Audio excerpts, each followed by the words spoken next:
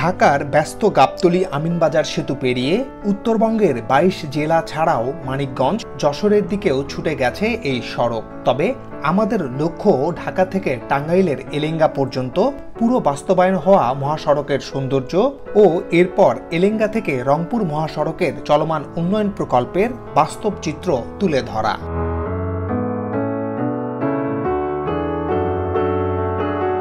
ঢাকা থেকে আমরা বাইপাইল পেরিয়ে এসেছি, সামনে চন্দ্রা মোড়।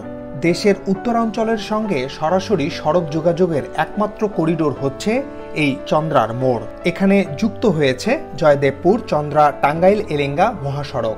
একসময় এখানকার যানজট ছিল অন্যতম আলোচনার বিষয়। বিশেষ করে ঈদসহ নানা উৎসবের বড় কোনো ছুটিতে এই মোড়ের ভোগান্তির কথা খুব সহজে মানুষের ভোলার কথা নয়।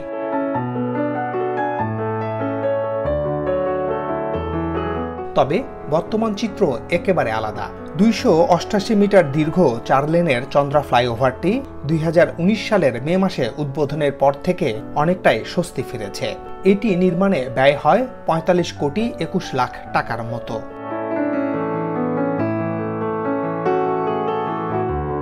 এবার আমরা চলেছি উত্তরাঞ্চলের পথে। এরই মধ্যে প্রায় পুরো কাজ সম্পন্ন হওয়া দেশের আরেকটি উন্নত মহাসড়ক গাজীপুর এলেঙ্গা হাইওয়ে। এর আগে দেশের দক্ষিণ পশ্চিমাঞ্চলের ৫৫ কিলোমিটার দীর্ঘ এলিভেটেড এক্সপ্রেসওয়ে ঢাকা ভাঙ্গা মহাসড়কের দৃষ্টিনন্দন যোগাযোগ ব্যবস্থা আমরা দেখেছি। সৌন্দর্যের বিচারে পিছিয়ে নেই গাজীপুরের জয়দেবপুর থেকে এলেঙ্গা পর্যন্ত ৭০ কিলোমিটার সড়কটিও। পাশাপাশি দেশের যোগাযোগ ব্যবস্থায় এই সড়কের ভূমিকা অত্যন্ত গুরুত্বপূর্ণ। দেশের ৩০ জেলার ৪ কোটি মানুষ এই পথ ব্যবহার করে।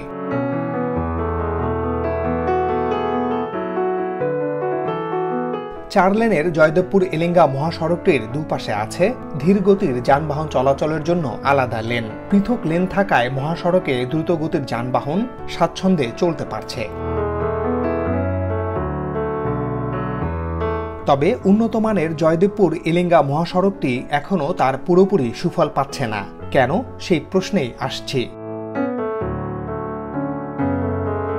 টাঙ্গাইলের এলেঙ্গা অর্থাৎ এখানে এসেই আপাতত ঠিকানা পেয়েছে ৭০ কিলোমিটারের এই সড়ক, কিন্তু এর গন্তব্য তো আরও বহু দূর।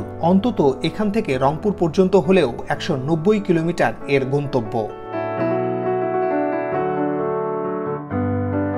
এলেঙ্গা থেকে মাত্র ১৩.৫ কিলোমিটার দূরেই দেশের অন্যতম ব্যস্ত যমুনা নদীর ওপর বঙ্গবন্ধু সেতু। এই ১৩.৫ কিলোমিটার অংশটুকু ২ লেন থেকে বাড়িয়ে ৪ লেনের কাজ এরই মধ্যে শুরু হয়েছে। আপনারা হয়তো জানেন যে ঢাকা থেকে রংপুর পর্যন্ত পুরো সড়কটি মোট ১৩টি প্যাকেজে বাস্তবায়ন হচ্ছে। যেমন প্যাকেজ WP5 এর আওতায় টাঙ্গাইলের এলেঙ্গা থেকে বঙ্গবন্ধু সেতুর পূর্ব প্রান্ত পর্যন্ত ১৩.৬ কিলোমিটার মহাসড়কের কাজ চলছে। তবে এই অংশটুকুর কাজ শুরু হতে বেশ দেরি হয়ে যায়, মূলত আগের ঠিকাদারি প্রতিষ্ঠানের সাথে চুক্তি বাতিলের কারণে। নতুন করে গত আগস্ট মাসে চুক্তি হয় আব্দুল মোনেম লিমিটেডের সাথে। তারা ৬০১ কোটি টাকা চুক্তি মূল্যে প্যাকেজটি বাস্তবায়ন করছে। ২০২৪ সালের মধ্যে ৪ লেনে উন্নীতকরণ ছাড়াও এলেঙ্গা বাজারে একটি ফ্লাইওভার, ৮টি সেতু, ২টি আন্ডারপাস ও ১০টি কালভার্ট নির্মাণ করবে ঠিকাদারি প্রতিষ্ঠানটি।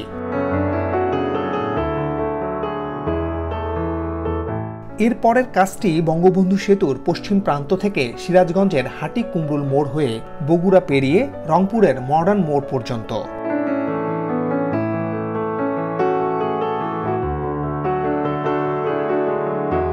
বঙ্গবন্ধু সেতু পার হলে সিরাজগঞ্জের হাটি কুমরুল মোড় পর্যন্ত ২০ কিলোমিটার পথ। এই অংশে পুরোদমে চলছে ৪ লেন উন্নীতকরণের কাজ। এটি বাস্তবায়ন হচ্ছে প্যাকেজ WP13 এর আওতায়। যারা উত্তরবঙ্গে নিয়মিত যান তারা জানেন সিরাজগঞ্জের হাটি কুমরুল মোড় কি পরিমাণ ভয়াবহ যানজটের জায়গা। এই মোড় ব্যবহার করে দেশের উত্তর এবং দক্ষিণ পশ্চিমাঞ্চলের ২২টি জেলার যানবাহন চলাচল করে। তাই শুধু এই মোড়কে আন্তর্জাতিক মানের ইন্টারচেঞ্জের রূপ দিতে গত আগস্ট মাসে চুক্তি সম্পন্ন হয়েছে। ফরিদপুরের ভাঙ্গা মোড়ে যেমন বিশ্বমানের ইন্টারচেঞ্জ নির্মাণ করে সাড়া ফেলেছে বাংলাদেশ, তেমনি এখানকার ইন্টারচেঞ্জটিও হবে অসাধারণ দৃষ্টিনন্দন।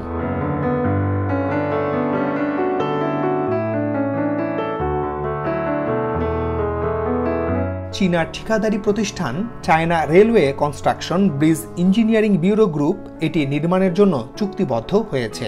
আগামী ৩ বছরের মধ্যে অর্থাৎ ২০২৪ সালের মধ্যে শেষ হবে ইন্টারচেঞ্জ নির্মাণ কাজ।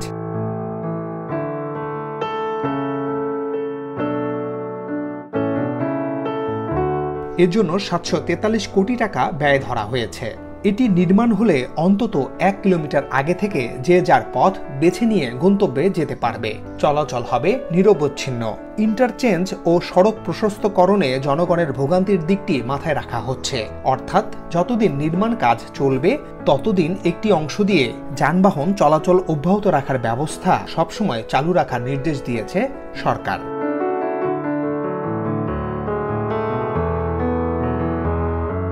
হাটিকুমরুল থেকে চান্দাইকোনা হয়ে এই সড়কটি চলে গেছে উত্তরবঙ্গের প্রবেশদ্বার বগুড়া পেরিয়ে রংপুর বিভাগে। পুরো সড়কের দুপাশ জুড়ে বিপুল কর্মযজ্ঞ, তবে এই কর্মযজ্ঞে ধীরগতির অভিযোগও আছে।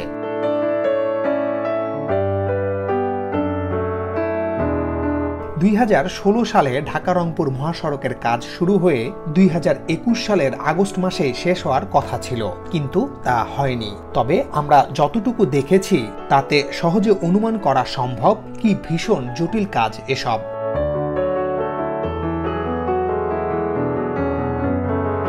সেই ৮০-র দশকে সাবেক রাষ্ট্রপতি হুসাইন মোহাম্মদ এরশাদের শাসনামলে তৈরি হয় এই মহাসড়ক। ২ লেনের সেই সড়কটি পরে খুব কমই সংস্কার করা হয়েছে।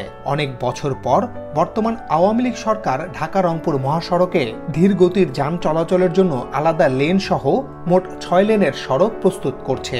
কিন্তু ততদিনে রাস্তার দুপাশে গড়ে উঠেছে অসংখ্য বাণিজ্যিক প্রতিষ্ঠান, বাসভবন, মসজিদ, মন্দির সহ নানা অবকাঠামো। ব্যক্তি মালিকানাধীন সেসব জায়গা অধিগ্রহণ করা খুব সহজ কাজ নয়। আবার অধিগ্রহণ শেষে অবকাঠামো সরিয়ে সেখানে নির্মাণ করা হচ্ছে সড়ক, সেতু, কালভার্ট, ওভারপাস, আন্ডারপাস। সে এক বিশাল কর্মকাণ্ড।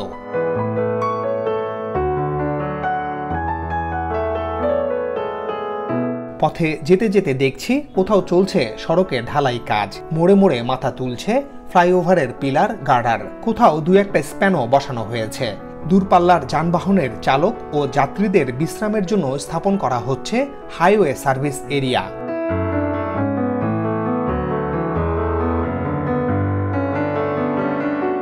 রাজধানীর সঙ্গে দেশের উত্তরাঞ্চলের একটি শক্তিশালী সড়ক নেটওয়ার্ক গড়ে তুলতে যা প্রয়োজন তার সবই হচ্ছে এখানে। নির্মাণাধীন ১৯০.৪ কিলোমিটার সড়ক, ইন্টারচেঞ্জ, মনিটরিং ও কন্ট্রোল স্টেশন, বাস বে ও আন্ডারপাসের কাজ শেষ হলে ওভারলোড নিয়ন্ত্রণ ও দুর্ঘটনা কমানো সহ মহাসড়কটি নিরাপদ ও আরামদায়ক হবে নিঃসন্দেহে। এজন্য প্রকল্পের মোট ব্যয় ধরা হয়েছে ১৬,৬৬২ কোটি টাকা।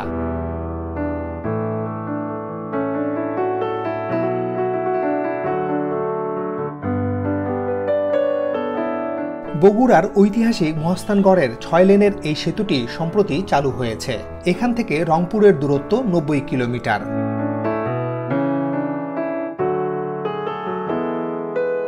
এখানে একসময় ছিল লোহার এই সেতুটি। পরে ২ লেনের আরেকটি সেতু তৈরি করা হয়, যা যুগের পর যুগ সার্ভিস দিয়েছে।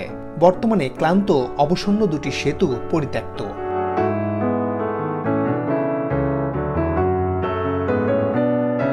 পাশে সচল ৬ লেনের নতুন সেতু। এই সেতুর দুপাশে একটি করে মোট ২টি লেন ধীরগতির যান চলাচলের জন্য রাখা হয়েছে। গত অক্টোবর মাসে ওয়েস্টার্ন বাংলাদেশ ব্রিজ ইমপ্রুভমেন্ট প্রজেক্টের আওতায় ৩৫টি ও রংপুর সড়ক জোনের আওতায় সরকারের অর্থায়নে ২টি সহ মোট ৩৭টি সেতু উদ্বোধন করা হয়, যার একটি এই মহাস্থান সেতু। মহাসড়কের প্রতিটি সেতুই হচ্ছে এরকম ৬ লেন বিশিষ্ট।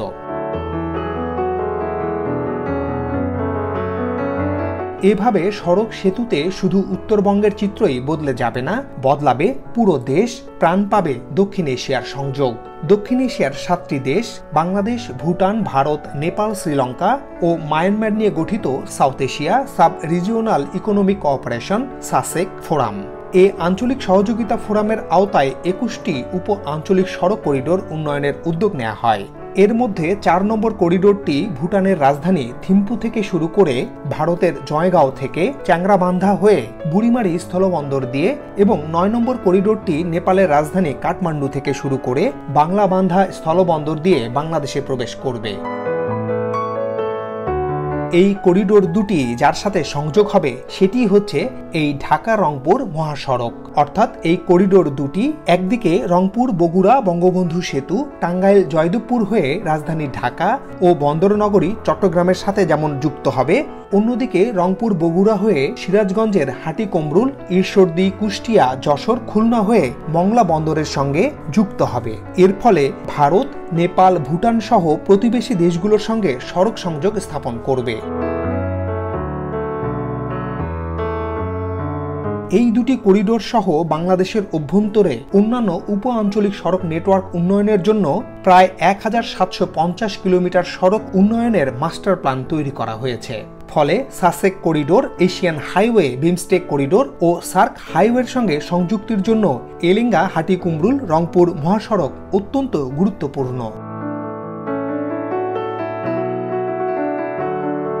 গত আগস্ট মাস পর্যন্ত ঢাকা রংপুর মহাসড়কের মোট কাজের শতকরা ৩৫% শেষ হয়েছে। সব ঠিক থাকলে আগামী ২০২৪ সালের মধ্যেই বাকি শতকরা ৬৫% কাজ শেষ হবে বলে আশা সড়ক ও জনপথ বিভাগের। এই বিশ্বমানের সড়কে বদলে যাবে উত্তরবঙ্গের জনপদ, একেবারে গ্রাম পর্যন্ত পৌঁছাবে সুষম উন্নয়নের ছোঁয়া।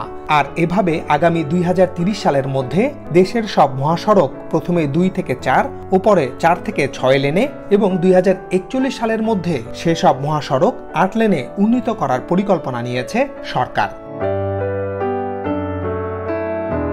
আজ এ পর্যন্তই।